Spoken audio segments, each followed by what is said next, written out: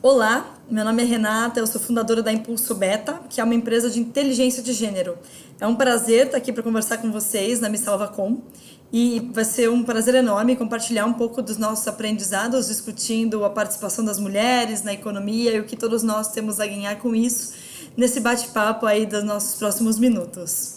A Impulso Beta, ela faz um trabalho que tem uma missão muito desafiadora, que é basicamente impulsionar as mulheres para que elas tenham maiores realizações profissionais e com a crença de que por meio das mulheres atingindo coisas maiores, a gente ganha na economia, na sociedade, nas empresas e assim a gente consegue também inovar dentro dos negócios por conta dessa diversidade de gênero, que na prática é maior equilíbrio entre homens e mulheres nas mais diversas funções, nos mais diferentes setores de atuação em todos os níveis da organização, desde o estagiário, do chão da fábrica, até o CEO, né, o presidente da empresa. E o nosso bate-papo aqui, ele tem por trás esse pano de fundo de que nós gostaríamos de imaginar como seria um mundo em que nós tivéssemos um Steve Jobs mulher. Para além dessa nossa brincadeira aqui com a foto do Steve Jobs, né? O que a gente quer refletir aqui é como seria um mundo em que homens e mulheres tivessem as mesmas oportunidades de avanço profissional, em que a gente conseguisse ver mais mulheres fazendo grandes realizações, liderando organizações importantes, né? E essa conversa só está acontecendo hoje aqui em 2017, porque infelizmente, na realidade, a gente ainda não vive nesse mundo. A gente vive num mundo um pouco diferente disso. E já que a gente está falando de tecnologia, eu trouxe para vocês um pouco de panorama. Vocês estão vendo aqui fotos de quatro presidentes de empresas do Vale do Silício, né, que é aquela região nos Estados Unidos que tem um monte de empresas super inovadoras que lançam esses produtos muito descolados que a gente gosta de consumir no mundo inteiro. E aí vocês estão vendo, né, o presidente do PayPal, Facebook, YouTube, Google. A gente só tem uma mulher nesse grupo e não é coincidência não pelo grupo de empresas que eu trouxe para vocês. Quando a gente olha para a liderança do Vale do Silício, olha para a liderança das empresas de tecnologia, a gente quase não vê mulheres. A Susan é uma das pouquíssimas mulheres que lidera uma empresa de destaque no Vale do Silício. Vamos olhar no Brasil. E aí eu trouxe para vocês uma lista que acabou de ser publicada aí nas últimas semanas dos 25 CEOs de melhor desempenho, né, considerados os melhores CEOs do Brasil. Vocês estão vendo aí nessa lista gente de empresas bem diferentes, né? Tem a Arezzo, que é uma empresa de sapato, a Petrobras, que é uma empresa ali da indústria pesada, né, petroleira. Você tem PepsiCo, Boticário, que são empresas de bens de consumo. Tem empresas de tecnologia como o Google, tem banco, né, o Citi do Brasil. Legal. Outra coisa muito curiosa nessa lista, além da diversidade de empresas, é que nesses 25 nomes a gente só encontra três mulheres. A Paula Belisa, a Cristina Palmaca e a Chieko Aoki. Então, assim, a gente poderia pensar, será que as mulheres não são muito boas CEOs? É por isso que elas não aparecem nessa lista? Investiguemos um pouco mais. E aí, quando a gente começa a investigar, a gente descobre alguns números que nos ajudam a entender por que elas não estão naquela lista. Vocês estão vendo agora uma fotografia do mercado de trabalho no Brasil.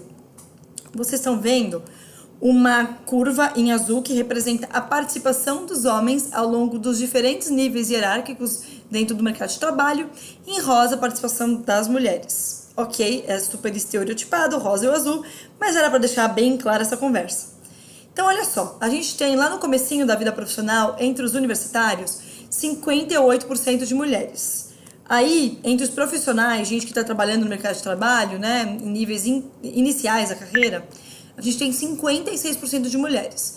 De repente, tchan, tchan, tchan, tchan, algo acontece que as mulheres somem. E aí, nesse momento, você está na sua casa pensando, é óbvio, elas casam e têm filhos, e elas vão para casa cuidar dos filhos.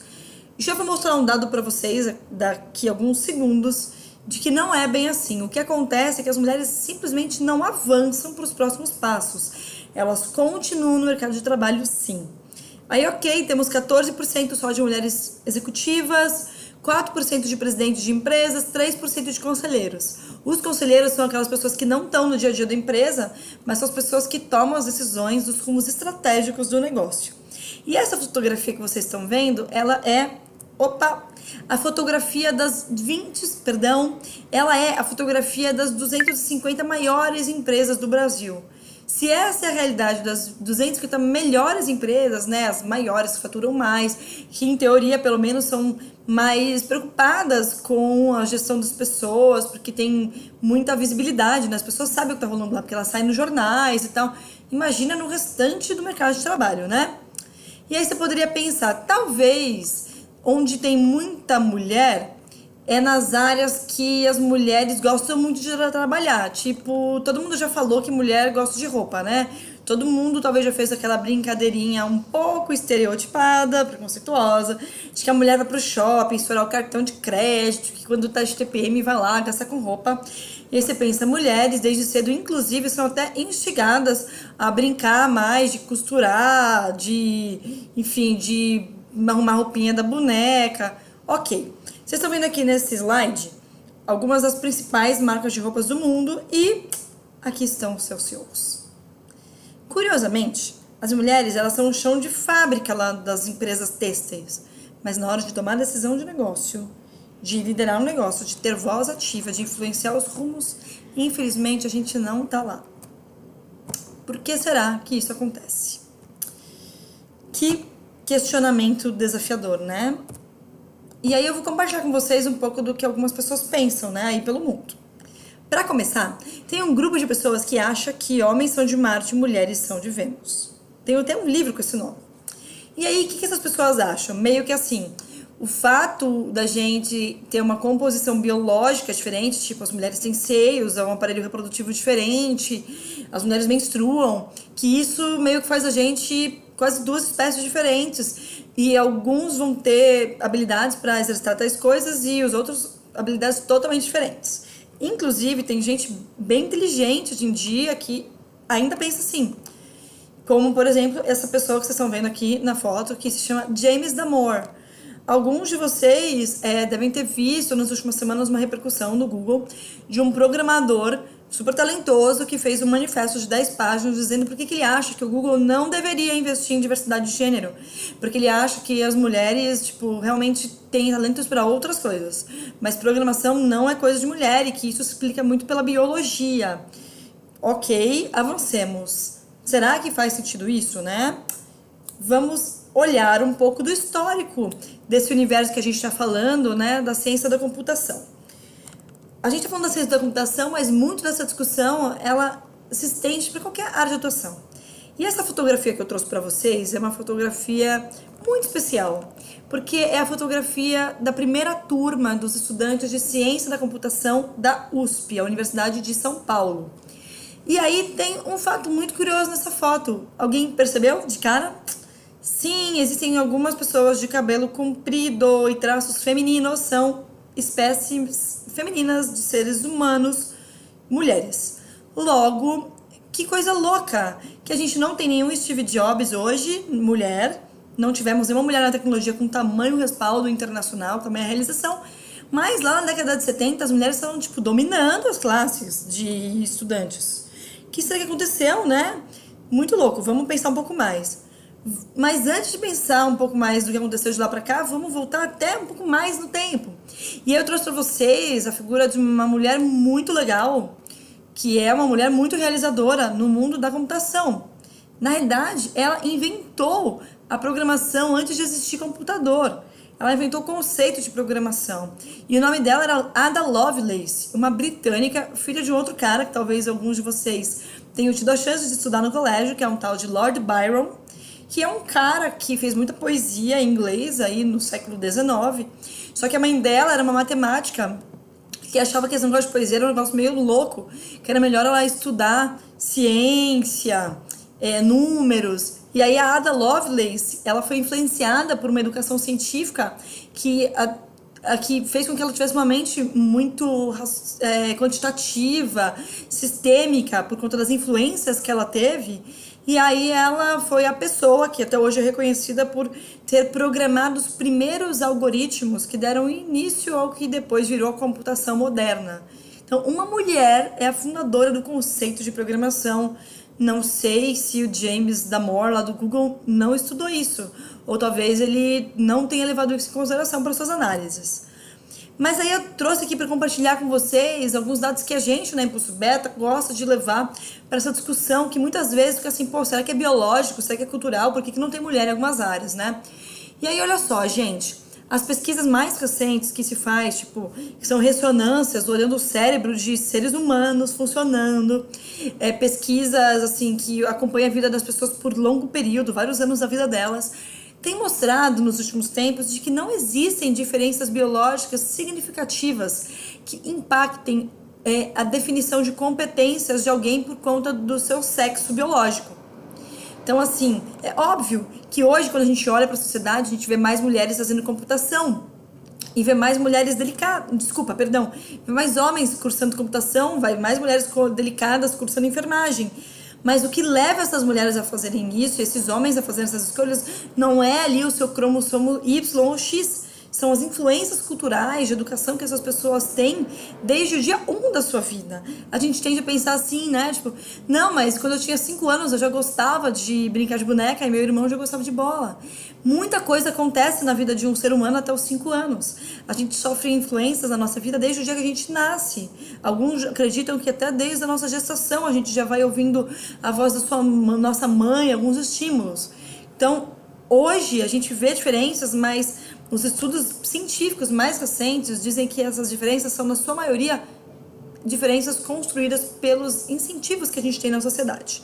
Outro dado interessante, as mulheres são mais de metade dos universitários, as mulheres são quase metade da força de trabalho no Brasil. Isso significa que, vamos voltar lá atrás, né, naquele gráfico que mostrava que as mulheres não chegavam aos altos cargos, as mulheres continuam trabalhando, elas simplesmente não avançam. E esse dado mostra isso pra gente, metade quase dos trabalhadores do Brasil são mulheres, né? E outra coisa que às vezes as pessoas se questionam que, talvez as mulheres não queiram avançar na carreira, elas não tenham tanta ambição. Então a mulher tem a ambição de ser boa mãe, de fazer trabalhos sociais, e na real tem um achado recente, né? Tem uma pesquisa de uma consultoria que chama Boston Consulting Group, BCG. Essa consultoria identificou que nas empresas que têm um bom trabalho de diversidade de gênero, que têm mulheres na liderança, que têm políticas de apoio às jovens profissionais para elas conseguirem conciliar os seus vários papéis, que têm licença paternidade estendida, que incentiva que o homem seja um pai ativo e tal, nesses lugares as mulheres são tão ambiciosas quanto os homens. Então a descoberta não é que as mulheres nascem menos ambiciosas, a sociedade muitas vezes está matando a ambição das mulheres. Porque a gente não vê exemplos, porque a gente é incentivada a levar uma vida mais equilibrada, a se desafiar menos na carreira, porque afinal de contas tem que ser boa mãe, não sei o quê, como se a gente precisasse fazer uma coisa ou outra, como se não desse para fazer um pouco de tudo, né? Ok, então estamos entendendo o que a gente pode entender mais para justificar por que a gente não tem uma Steve Jobs mulher, e aí sabendo como esses processos acontecem, talvez a gente consiga mudar a situação. Trouxe aqui para vocês mais uma explicação. Vocês estão vendo duas figurinhas que ganharam um concurso da ONU Mulheres, que é o braço da ONU que cuida de diversidade de gênero no mundo, que basicamente é a participação da mulher na política, na economia, o respeito à mulher, o direito à propriedade privada, vários, enfim, instrumentos para garantir que a mulher seja um cidadão no mundo com todas as oportunidades e acessos que um homem que isso ainda não está acontecendo, tá? No mundo todo tem muitos desafios. E aí, como vocês podem ver nessas duas figuras, a gente tem o mesmo desafio para homens e para mulheres que estão aqui. No entanto, o caminho para completar esse desafio ele é bem diferente. E aí, um dos desafios para a gente tratar essa questão do mercado de trabalho é que as pessoas não enxergam, às vezes, que, embora o tamanho da escada para a carreira corporativa seja igual para o homem e para a mulher, embora o tamanho da pista, que vai ser a jornada da carreira, seja igual para o homem e para a mulher, o que rola ali no meio do caminho é bem diferente, assim, sabe? A mulher tem uma impressão diferente em relação ao fato de ter filhos do que os homens têm. A gente, muitas vezes, é mais cobrada para ter o mesmo reconhecimento. Várias coisas acontecem que as pessoas não têm muita noção. E aí elas não se conscientizam que as mulheres precisam de um suporte adicional nesse momento. Não para sempre, tá? Nesse momento, enquanto a gente não elimina essas barreiras. Aí, olha só o que eu trouxe aqui pra vocês, né? Nessa figura vocês estão vendo uma lista de tarefas que qualquer pessoa, homem, mulher, verde, amarelo, roxo, purpurina, qualquer ser humano que queira ter uma carreira de destaque precisa cumprir. Tipo, precisa estar conectado, gerir pessoas, entregar resultado, inspirar mudança, dar feedback, é um montão de coisa bem difícil de fazer. Para todo mundo isso é difícil, tá? Homens que querem ser líderes também têm que comer um bom bocado de sal, tá? É bem difícil para os homens também. No entanto, tem uma série de desafios adicionais que são só das mulheres. E aí vocês estão vendo uma lista de coisas que acontecem com as mulheres, que são cobrança das próprias mulheres em relação a si mesma, da sociedade em relação às mulheres, do tipo cobranças enormes em relação ao nosso aspecto visual, a insinuação de que às vezes você conseguiu uma coisa por ser mulher, do tipo, com esse seu sorriso você consegue tudo. Você é bonita, né? Então você vai receber alguma facilidade, sem lembrar que na realidade você conseguiu ir bem porque você fala bem, você é inteligente, você se prepara e tal. Uma cobrança enorme em relação ao nosso papel na família, né? Se você não se dedica tanto igual a um homem em termos de horas de trabalho disponível, talvez você leve o trabalho para casa, mas ninguém tá vendo, vão achar que, mas essa daí só cuida dos filhos. Mas se você fica trabalhando até longas horas, ainda te cobram. Poxa, que hora você vê seus filhos? Aí a mulher fica meio perdida, não sei o que fazer, porque cada hora eu recebo uma cobrança diferente, né? E aí, galera, o resultado dessas cobranças é o que a gente está vendo aqui, esse gráfico. Então, a gente tem essa queda enorme entre profissionais executivos, porque a gente tem dificuldade de entender que as mulheres enfrentam um monte de desafios, de reconhecer esses desafios e fazer políticas específicas para resolvê-los. E é esse nosso trabalho no Impulso Beta. Quem quiser até saber mais, viu, gente? No nosso site, que é o impulsobeta.com.br, vocês vão ver um monte de artigos nossos do que a gente tem feito dentro das empresas para conseguir nivelar essas oportunidades. A gente não está falando de colocar mulheres menos capacitadas em algumas posições. A gente está falando da empresa se livrar de alguns preconceitos que fazem com que ela ache, por exemplo, que uma mulher que tem filhos é menos dedicada. Ou que fazem com que ela ache que só porque a mulher ela tem um tom de voz mais suave, na maior parte das vezes, nem sempre é assim, que ela não é tão firme. Também tem que acabar com o preconceito de que quando a mulher é firme, ela é vista como muito agressiva, e aí ela é igualmente penalizada.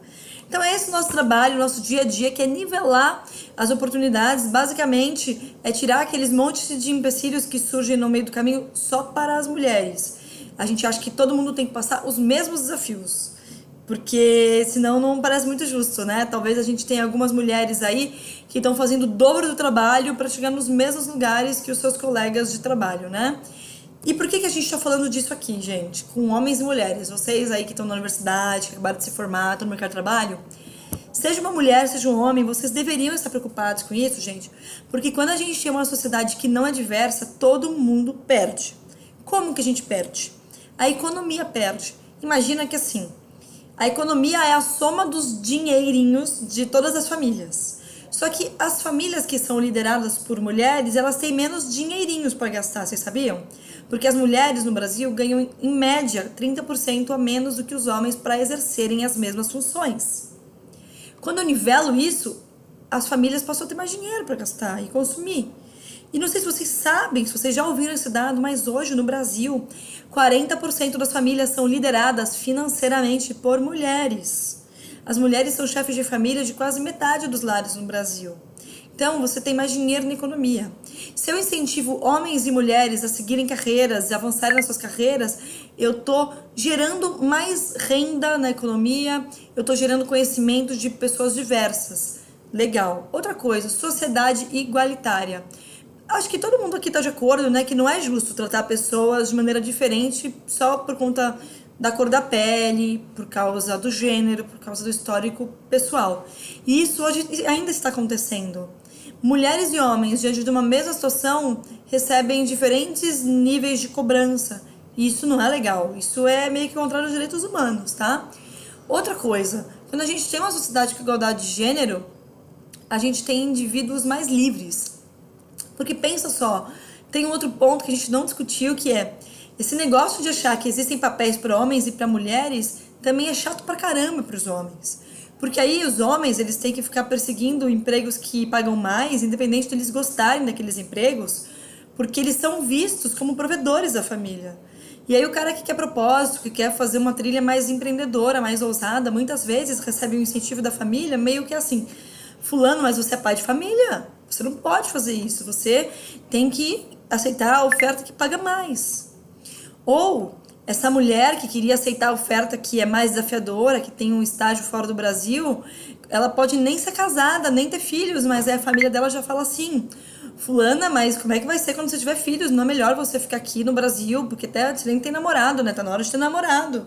Então, pô, gente, puta negócio chato, né? Que a gente meio que tem que cumprir uns caminhos pré-determinados só porque a gente nasceu homem ou mulher, um negócio que tem nada a ver, né? A gente tá em 2017, a gente devia estar discutindo uns negócios mais papo cabeça, né? Tipo, os rumos da inteligência artificial, se a gente vai criar seres humanos voadores pra, sei lá, economizar combustível nos aviões, sei lá, umas coisas mais legais de conversar do que se os homens e as mulheres têm os mesmos direitos no mundo e se as mulheres têm a competência de criarem uma Apple. Então, assim, a mensagem que eu queria deixar pra vocês é: pô, diversidade de gênero é um assunto de todos nós, a gente tem que estar junto para criar um mundo que é melhor para todo mundo, um mundo mais próspero, mais igualitário e que as pessoas podem ser elas mesmas. É isso que a gente faz no nosso dia a dia da Impulso Beta. Eu convido todos vocês a conhecerem o nosso trabalho e, assim, podem escrever pra gente no contato@impulsobeta.com.br, podem visitar o nosso site, que é o impulsobeta.com.br, e a gente tem ali vários casos do que a gente está fazendo dentro das empresas e que são boas ideias para vocês levarem para as empresas que vocês trabalham, para vocês, inclusive, se inspirarem para fazerem ações transformadoras dentro das universidades. Foi um prazer conversar com vocês, espero que tenha sido útil e, enfim, desejo muito sucesso e desejo que vocês consigam aí no microcosmo de vocês construírem um ambiente mais igualitário e mais legal para todo mundo. Um grande abraço!